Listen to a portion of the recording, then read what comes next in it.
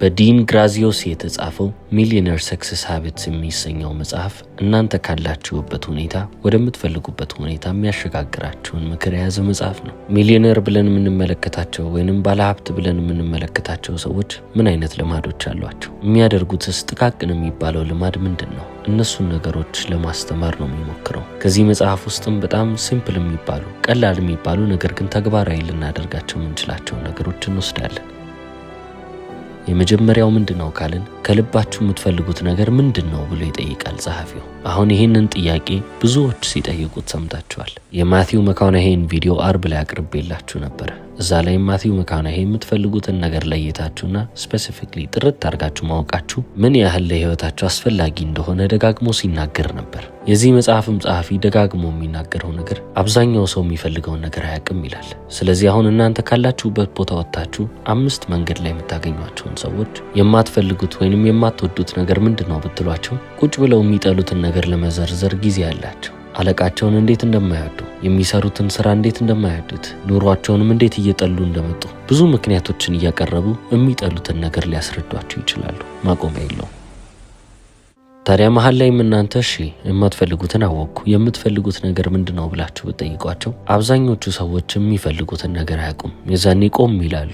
እኔ እንጃ ወይ ደግሞ የሆነ ቬግ የሆነ መልስ ይሰጧቸዋል። ሰፋ ያለ ጄነራል የሆነ መልስ ማንኛውም ሰው የሚመልሰው አይነት ነገር ግን እንደዛም ቢሆን እንኳን አንድ ሁለት ፍላጎታቸውን አንድ ወይ ሁለት አጥብቀው የሚፈልጉትን ነገር ቢነግሯችሁ ነው። ከዛ በላይ ልክ የሚጠሉትን ነገር እንደሚዘረዝሩት ያህል የሚወዱትንም ነገር የመዘርዘር አቅም የላቸው። ይህ ማለት ልክ በጣም ፈጣን መኪና ይዞ የት መሄድ እንዳለበት እንደማያውቅ ሰው ነው። ፌራሪ መኪና ቢሰጣችሁ የምትሄዱበትን ቦታ ካላወቃችሁ በጣም ብዙ ቦታ ልትነዱት ትችላላችሁ፣ በፍጥነትም ልትጓዙ ትችላላችሁ።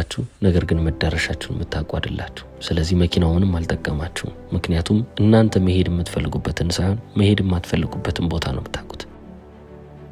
ለምሳሌ አንድ ፈጣን መኪና ሰጥቻችሁ ወደ ፈለጋችሁበት ቦታ ሄዱ ብላችሁ እዚህ ቦታ መሄድ አልፈልግም፣ እዛ ቦታ መሄድ አልፈልግም፣ እነዚህ ቦታዎች ላይም ባልኖር ደስ ይለኛል ብላችሁ 3-4 ቦታ ትጠሩና ከዛ በኋላ የት ነው መሄድ የምትፈልገው ስትባሉ እኔ እንጃ አላቅም እንደማለት ነው። በጣም ፈጣን የሚባል መኪና ይዛችሁ የምትሄዱበትን ቦታ ካለማወቅ ይልቅ ልትፈራረስ የደረሰች ወይንም ደግሞ የደከመች የምትባለዋን መኪና ይዛችሁ የምትሄዱበትን አቅጣጫ ለይታችሁ ያወቃችሁ ሰዎች ብትሆኑ ይሻላችኋል። ዓለም ላይ ቀና ብላችሁ የምትመለከቷቸው ሰዎች፣ ስኬታማ ናቸው ብላችሁ የምታያቸው ሰዎች አንድ ነገር አላቸው። ሁሉም የሚፈልጉትን ነገር ጥርት አድርገው ያወቁ የተገነዘቡ ናቸው። ግባቸውን፣ ዓላማቸውን ሁሌም ቢሆን በአይምሯቸው ላይ ይዘው ያንን ህይወት ለመኖር የሚንቀሳቀሱ ናቸው። ይህ ደግሞ ተራ የሆነ ምክር አይደለም። አይምሯችን ሁሌም ቢሆን የራሱ የሆነ የአሰራር መንገድ አለው። ፎከስ የሚያደርግበትን ነገር ብቻ ነው ልብ የሚለው። አንዳንዴ ስልካችሁን በእጃችሁ ይዛችሁ ስልክ የጠፋብኝ ብላችሁ ፈልጋችሁ አታውቁም? አይምሯችሁ የት ሄዶ ነው? ፎከስ ያደረገበት ቦታ ልብ ያለበት ቦታ ስለተቀየረ እኮ ነው። በጣም ግልጽ የሆነውን ነገር በእጃችሁ ላይ ያለውን ስልክ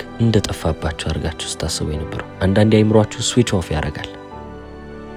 ስለዚህ ሐሳባችሁና ትኩረታችሁ የማትፈልጉት ነገር ላይ ከሆነ በህይወታችሁም ኤክስፒሪየንስ የምታደርጉት ነገር በህይወታችሁም የሚያጋጥማችሁ ነገር እንዳለ እናንተ የማትፈልጉት ነገር ብቻ ይሆንባችኋል። ይህ ማለት ምንም እንኳን የምትፈልጉት ነገር አፍንጫችሁ ስር ቢሆን እንኳን እናንተ የምትፈልጉትን ነገር ልብ ካላላችሁ ወይንም ደግሞ እዛ ላይ ፎከስ ካላደረጋችሁ የምትፈልጉትን ነገር እንኳን አታገኙም ማለት ነው። ስለዚህ ሁሌም ቢሆን የምትፈልጉትን ነገር ለይታችሁ ማወቅ መቻል አለባችሁ። ስለዚህ የምትፈልጉትንም ነገር ደግሞ ስታውቁ ስፔሲፊክ ልትሆኑ ይገባል። በደንብ ለይታችሁ ማወቅና መረዳት አለባችሁ። ለምሳሌ ምን አይነት ሚስት ነው ማግባት የምትፈልገው ብዬ አንድን ሰው ብጠይቀው የተማረች ብትሆን ደስ ይለኛል፣ በተጨማሪም ቁመቷ ሜትር ከ65 ከሆነ በአገባት ደስ ይለኛል ብሎ ካሰበ ሌሎች መረጃዎችን አልሰጠኝም። ስለዚህ አንድ የተማሩ የ72 ዓመት አዛውንት ቁመታቸው ሜትር ከ65 የሆነ ይዤለት ብመጣ ይሄንን አልጠየቅኩም ሊል አይችልም። ምክንያቱም በህይወት የጠየቀው ነገር የተማረችና ቁመቷ ሜትር ከ65 የሆነች ብሎ ብቻ ነው የጠየቀው። ስለዚህ በህይወትም የሚያገኘው ነገር ልክ እንደዚህ ስፔሲፊክ በሚያደርገው ነገር ላይ ይወሰናል።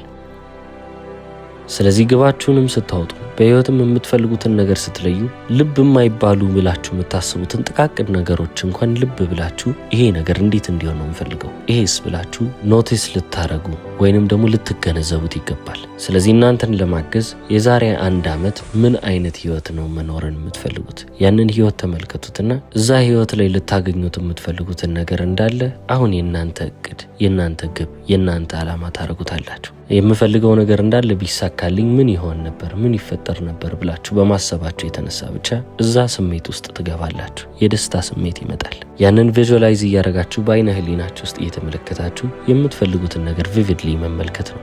በዛው መጠየቅ ያለባችሁ ብዙ ጥያቄዎች አሉ።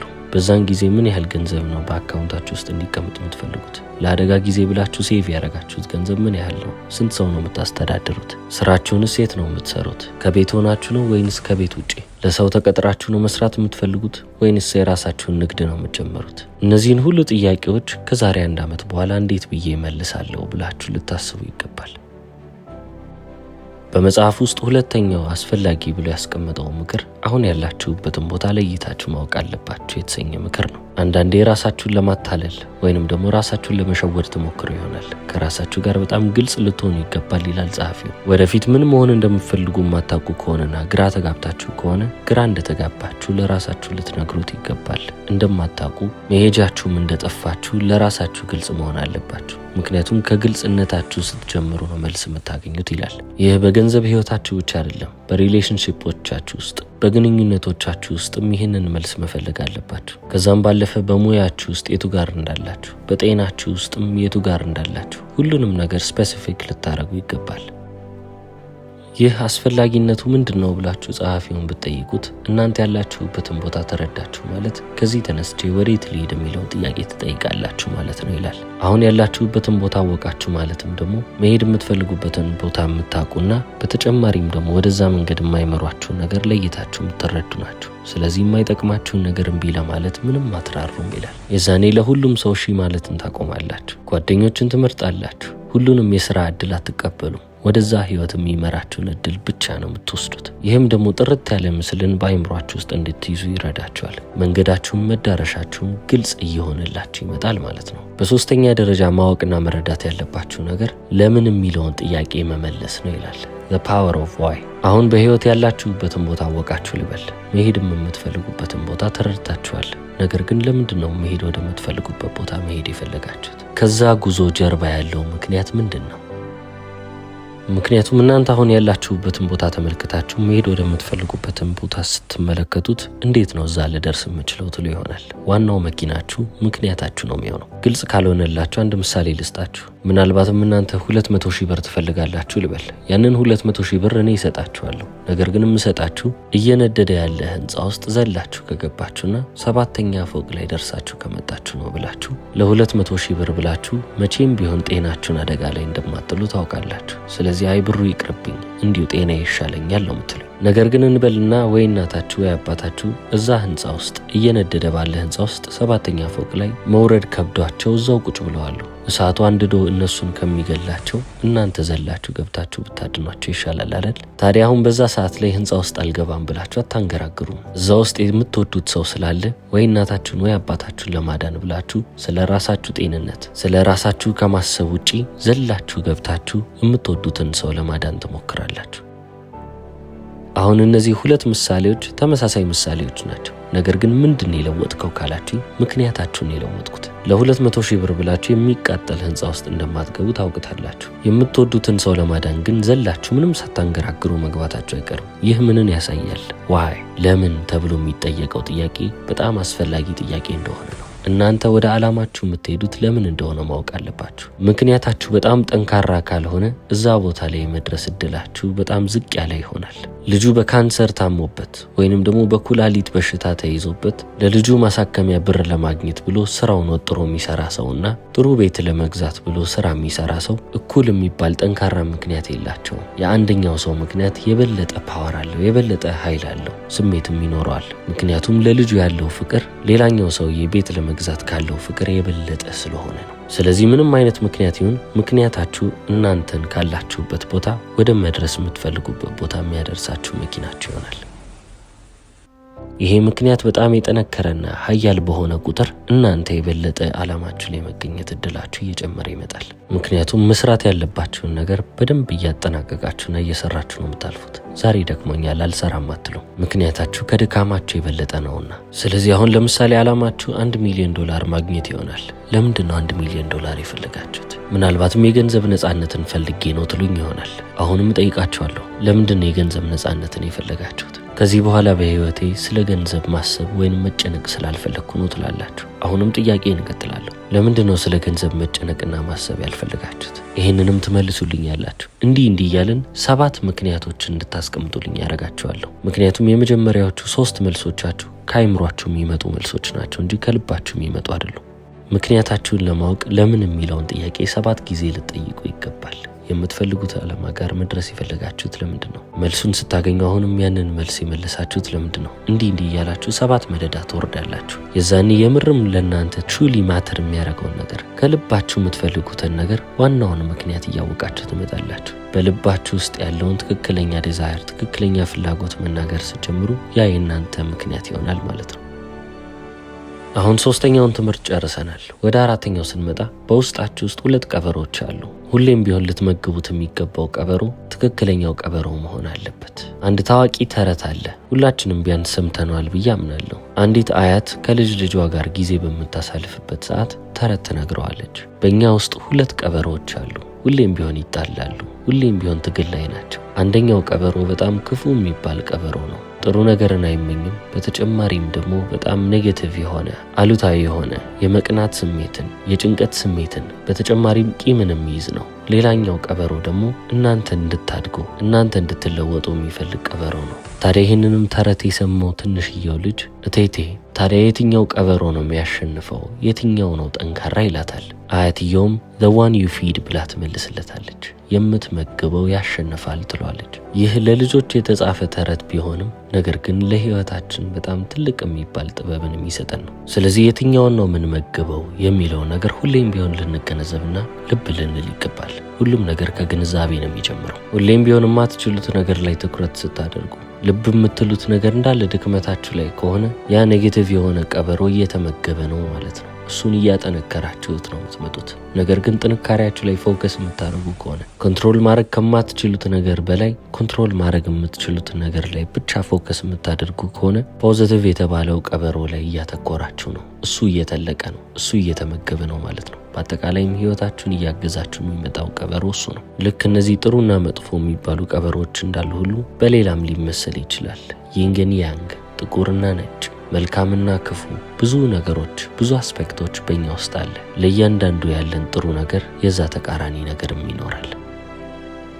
ሌላኛው ልብ ማለት ያለባችሁ ነገር ምክር የምትቀበሉትን ሰው መመልከት ነው። ምክር የሚለግሳችሁ ሰው እናንተ የምትፈልጉትን ነገር ያሳካ ሰው ካልሆነ ከዛ ሰው ምክር መቀበልን አቁሙ። ምክንያቱም ምክሩን ብትቀበሉ እሱ የደረሰበት ቦታ ነው የምትደርሱት እንጂ ከሱ የበለጠ ህይወትን ልታገኙ አትችሉ። መቼስ እስከ ለተሞታችሁ ድረስ ከምትወዱት ሰው ጋር መሆን የምትፈልጉ ከሆነ ደስተኛና በጣም ረጅም ዘመን የሚቆይ ትዳርን የምትፈልጉ ከሆነ 3 እና 4 ጊዜ አግብቶ የፈታን ሰው ምከረኝ ልትሉ አትችሉ። ወይንም ደግሞ ምንም ሚስት የሌለውን ምንም ባል የሌላትን ሴት ስለ ትዳር ልትጠይቁ አትችሉ። ምናልባትም እነዚያ የተፋቱት ሰዎች የፍቻቸውን ምክንያት ነግረዋችሁ እንደነዚህ አይነት ነገሮች እንዳይፈጠሩ ተጠንቀቁ ሊሏችሁ ይችላሉ። በዛ ረገድ ሊጠቅሟችሁ ይችላል። ነገር ግን ረጅም እድሜን የሚቆይላችሁን ትዳር እንዴት መመስረት እንዳለባችሁ የሚመክሯችሁ ምክር ሊሰጧችሁ የሚችሉ አይነት ሰዎች አይሆኑም። በተጨማሪም ሲንግል የሆኑ ወይንም ያላገቡ ሰዎችም ለዚህ ጥያቄ መልስ የላቸው። ስለዚህ ያልሆኑት ሰዎች ጋር ሄዳችሁ መሆን ስላልቻሉት ነገር ምክር አትጠይቁ።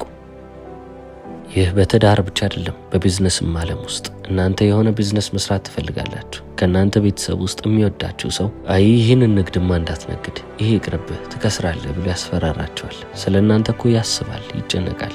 ነገር ግን እናንተ መድረስ የምትፈልጉበት ቦታ ላይ የደረሰ ሰው ስላልሆነ ለእሱ የሚታየው ነገር ኦብስታክሎቹ ወይንም ደግሞ መንገድ ላይ ያሉት እንቅፋቶች ብቻ ናቸው። ስለዚህ ምክር የምትጠይቁትን ሰው ለይታችሁ ወቁ። 3ኛው መረዳት ያለባችሁ ነገር ዜና ማየት ማቆም ነው። ዓለማችን ላይ በጣም ፖፑላር የሆነው ነገር ምንድን ነው? በጣም በስፋት የሚዘገበው ነገር መጥፎ የሚባለው ዜና ነው እንጂ ጥሩ የሚባለው ዜና አይደለም። በስልካችንም ላይ በቴሌቪዥናችንም ላይ አብዛኛውን ጊዜ የምንመለከተው መጥፎ የሚባለውን ዜና ነው። መጥፎ እንኳን ብላችሁ ባጠሩትም ለእናንተ ምንም የማይጠቅማችሁን ነገር ነው የምትመለከቱት። ያ ደግሞ እናንተን አንድ ቦታ ላይ ስታክ እንድታደርጉ ወይንም እዛ ቦታ ላይ እንድትቀሩ ያደርጋችኋል። ኔቪል ጎደርድ በሆነ ጊዜ አንድ ምክር መክሮ ነበረ። አዲስ ዳየት ያስፈልጋቸዋል። የአእምሮ ምግባችሁን መለወጥ አለባችሁ ይል ነበረ። የዚህ መጽሐፍም ጸሐፊ ተመሳሳይ ነገር ይላል። ጎ ኦን ኒው ዳየት ነው የሚለን። የሰውነታችሁ የኮሌስትሮል መጠን ከፍ እያለ ቢመጣ አመጋገባችሁን መለወጥ አለባችሁ አይደለ? ቅባት ያለውን ነገር መመገብ ታቆማላችሁ። እንደ ስጋ፣ እንደ አይብ፣ እንደ ዘይት፣ እንደ ቂቤ የመሳሰሉትን ነገሮች እየቀነሳችሁ መምጣት አለባችሁ። የበለጠ ጤናማ የሚያደርጋችሁን ምግብ ነው የምትመገቡት። ልክ አመጋገባችሁን ከለወጣችሁ በኋላ የኮሌስትሮል መጠናችሁም ደግሞ ዝቅ እያለ ወይንም ደግሞ ወደ ኖርማል ደረጃ እየወረደ ይመጣል። ስለዚህ እናንተም በህይወት መድረስ የምትፈልጉበት ቦታ ጋር መድረስ ከፈለጋችሁ መድረስ የምትፈልጉበት ቦታ ላይ የደረሰ ሰው የሚመለከተውን የሚያደርገውንና የሚቀበለውን ነገር እንዳለ እናንተም ልታደርጉ ልትመለከቱና ልትቀበሉ ይገባል። አሁን እዚህ ቦታ ላይ እንድትደርሱ ያደረጓችሁ ልማዶች የምትፈልጉት ህይወት ላይ እንድትገኙ የሚያደርጓችሁ ልማዶች አይሆኑም። ስለዚህ ዳየታችሁንም ቀይሩ ስላችሁ ወይንም ደግሞ የአይምሯችሁንም ምግብ ቀይሩ ስላችሁ የምትመለከቱትን የምትቀበሉትን ወደ አይምሯችሁ የምታስገቡትን ነገር መቀየር አለባችሁ ማለት ነው። በተመሳሳይ ሁኔታም